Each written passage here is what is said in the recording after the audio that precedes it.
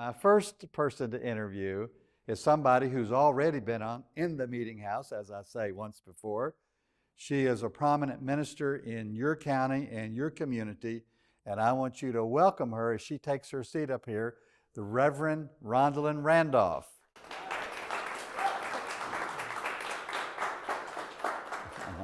And Rhondalyn is the pastor of the Mount Pleasant Missionary Baptist Church. Pleasant Point Missionary Baptist I knew the word Church. pleasant was in there. Yes. And also the president of the local chapter of the NAACP. That's right. That's right. I hold you in high esteem, as you know. And evidently some other people do as well, because on April the 13th of this year, you made a trip down to Atlanta. Yes, to Morehouse College. To Morehouse College to be inducted into the Martin Luther King Jr. College of Preachers. Yes. Tell me about that day. It was a once-in-a-lifetime experience, something that I will never forget. It was affirming, it was validating, and it also surrounded me with people that had just as much zeal and enthusiasm and excitement about the Word of God as I do. Because sometimes I feel a bit strange being on fire for God like that. And you can feel like kind of odd, but when you are surrounded by other people that feel like you do and that have dedicated their lives to learning more about God in that way and wanting to share what God pours into you with others, it was a once-in-a-lifetime experience. Let's talk just a minute about Morehouse College. Yes. Was that your first trip to Morehouse? That was my second trip to Morehouse. The first was kind of like I went on campus just like as a tourist, just to see what the campus was like. So nothing like this. I'd never visited the church on campus. So that was all new for me. The Martin Luther King Jr. Chapel. Yes. Famous statue of him out in front of it. Yes. He was a graduate of Morehouse, of course. Yes. It is, in many respects, the premier African-American men's college in the United States. Yes. Howard and D.C. may challenge them for that, or Fisk up in Nashville. Yeah. But Morehouse is very strong. I've been on their campus many, many times. Mm-hmm. Your first trip to the Martin Luther King Chapel. Yes. It was beautiful because you had pictures of all the inductees that graced the walls, and you saw them in their humanity, just them being who they are, being honored for what they love to do. And it was like I was a sponge, just soaking it in. Up. Yeah. Who did you meet when you were there? I met Dr. Lawrence, your friend. Lawrence Carter. The dean of the chapel. Yes, he was the dean of the chapel, and he made it known that he was the dean of the chapel too. He runs that place. Yes, he does. He runs a tight ship, and those young men that are under his tutelage, they look up to him, and he has so much wisdom to give. Yeah. He's 82 years old. And he's been there his whole career, essentially. Mm-hmm.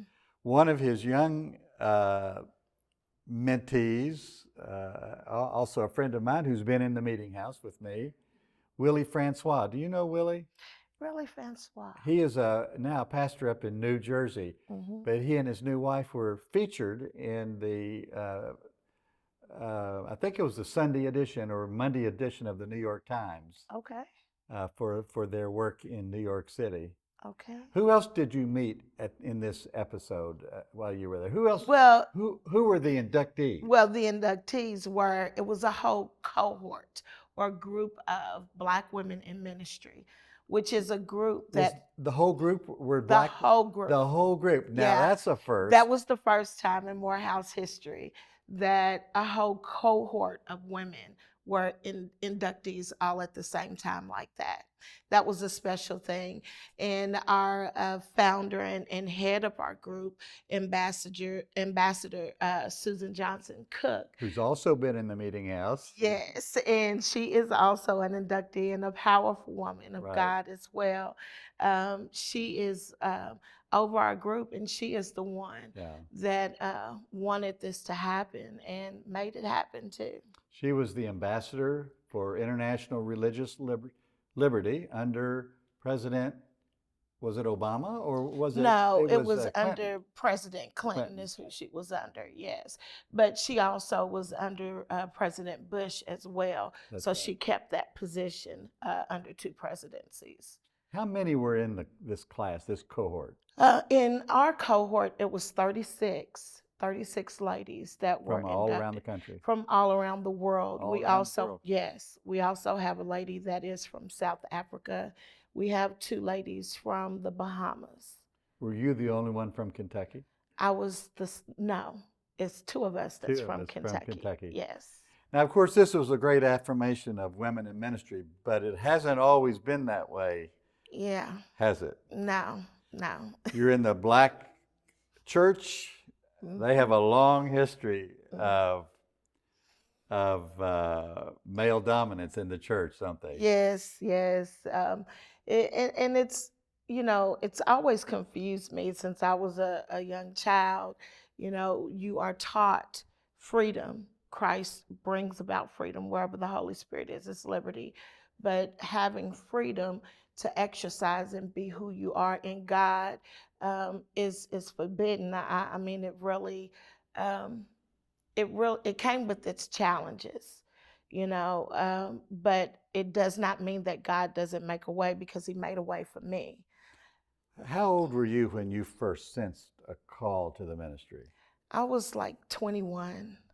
I was a young woman. And then, I just, yeah. Well, what precipitated it? Was there an event or a person, a book or an episode? Well, it was an event that happened. I got a divorce at a young age, and I became the black sheep of my family. And for us, meaning my family, that was like, you don't do that. So it really had me chasing after God in a way that I hadn't before. And I had a brother to pass at about the same time. All of this happened in about a year span, 6 months apart. And when I went through that in my life, I felt like what I thought my stability was crumbling under my feet. My plans of where I thought the trajectory of my life and how it was going to go, it wasn't going to go like that. And there was some things that I couldn't accept. And the only thing that made sense to me was to run to God, to be the source of my strength when I felt like I didn't have strength to go on another day. So when I was at that point of my lowest, when 2 of the men in my life that were so close to me, my brother, who was a graduate of Fisk University, and my husband, who was my high school sweetheart, when they both left, it was in essence 2 deaths that happened at the same time. And it was so hard for me to take. And this triggered your turn toward God? Yes. And opened you to the ministry? Yes. Well, what was the reaction of the church to your interest in being a minister? Well, my church was loving. My church accepted me with open arms. It was everybody else that had the problem, Where was your church? It was Zion Baptist Church right here in Owensboro, Kentucky, where my dad, Reverend Larry Lewis, has been the pastor for 42 years. And I went to him, I said, God is calling me to preach. He said, baby girl, I can't tell you if you're called or not. That's between you and God. He said, but you have to go before the church because that is tradition, and the church has to vote to accept you in as a minister within that church and to work within those church walls. And I said, okay.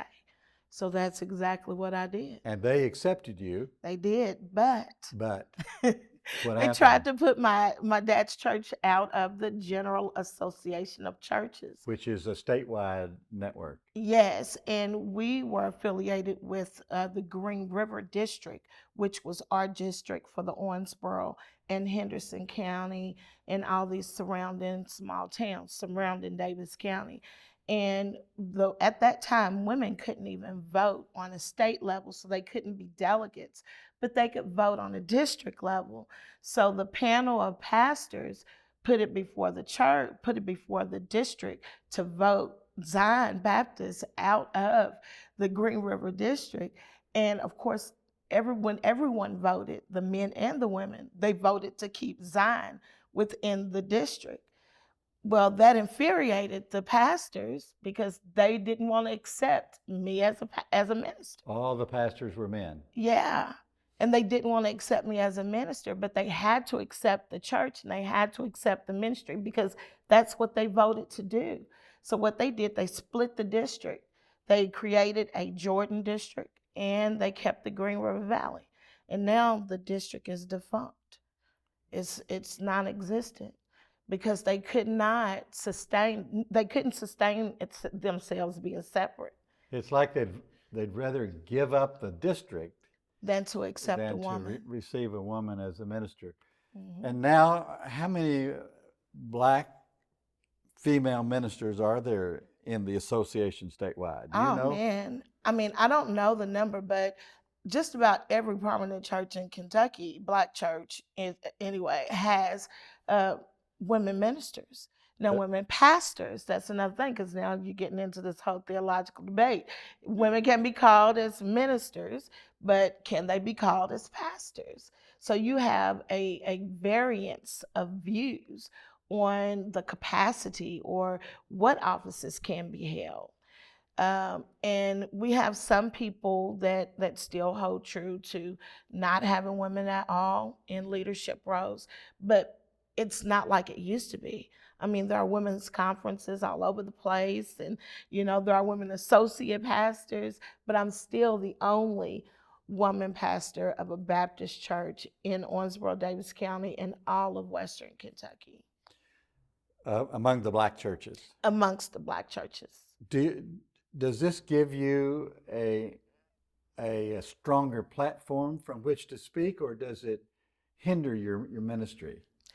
It gives me a stronger platform outside of the denomination, which means that people recognize what it takes to walk in that role, but then you still want people to stay in my place. So as long as I stay in my little church out there in the country, I'm okay. But if I want to do other things, there is a dismissive type of, view or attitude, like, oh, it's just her. It's just her. Well, like this little. Well, speaking of other things, I live now down in South Carolina, and even I followed all the drama. Oh, you did? Related to one of these other things. Mm-hmm. Just a block from here, not even a block, the statue, Confederate statue. Yeah. There was a Confederate statue that had been up maybe 100 years. Yeah, it was over 100 years. Over 100 years. There was a movement 50 or 60 years after the Civil War, mm-hmm.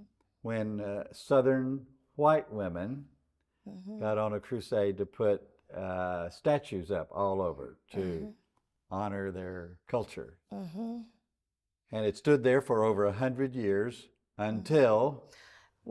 until some people started to really question why it was there. And really, personally for me, I never even gave it a second thought. My ex-husband was military, and his battle buddy used to have a Confederate flag on his wall in his dining room because he was from Arkansas, and he said, it's my culture. So I looked at that as like a part of people's culture, and I really didn't understand it until I think it was the director of the Neblett Center, Greg Black. He had taken a tour downtown with some of his kids that go to the Neblett Center. And he's a retired U.S. Navy officer. and the kids were wanting to know what that statute was all about. And he said it pained his heart to tell them what the statute was, what the inscription meant, and knowing what it stood for and what he had fought for.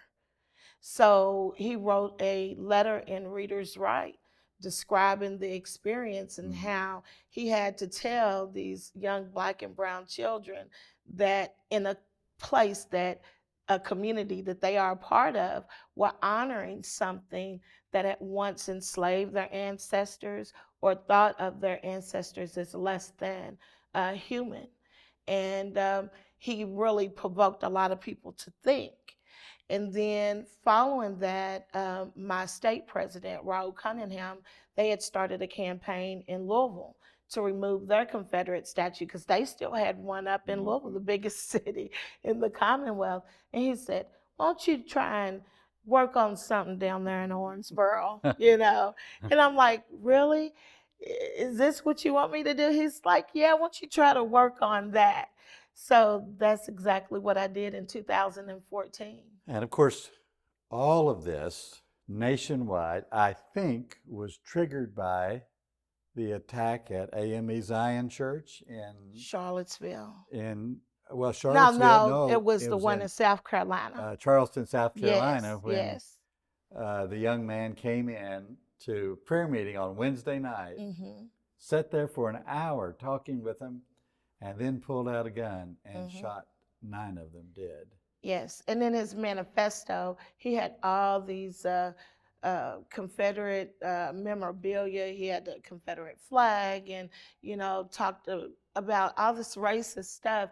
And then when I started digging a little deeper, over in Germany, they have laws against like swastikas and things like that. So to show solidarity for white supremacy, what they do is use the symbols of the Confederacy because it's not against the law overseas. So it's something that's well known, and it kind of just opened my eyes to it. And it gave me a greater understanding that institutionalized racism is far more impactful than what we really understand it to be, because it's in front of your face and you have kind of assimilated it into your life as being as being normal, when that's not normal to give honor to a group of people that attacked the country. That's not, something to honor. I mean, it's one thing to honor your family. Yeah, I mean, I understand that. That's why we have graveyards and headstones, and we put, in remembrance of, let's put things in its proper context. And I think that once we start to live in our truth, we can really begin to work at a true reconciliation. You can't have peace until you walk in truth. Walk in truth. And of course, the whole country has been on this walk ever since really this Charleston thing. I remember, I think it was Nikki Haley, who was the governor. Yes. Made a decision to take down the Confederate flag. Yeah. And this triggered a whole series of events around the country. People started looking at statues and markers and the names of military bases. Yes. Many of them named for Confederate people.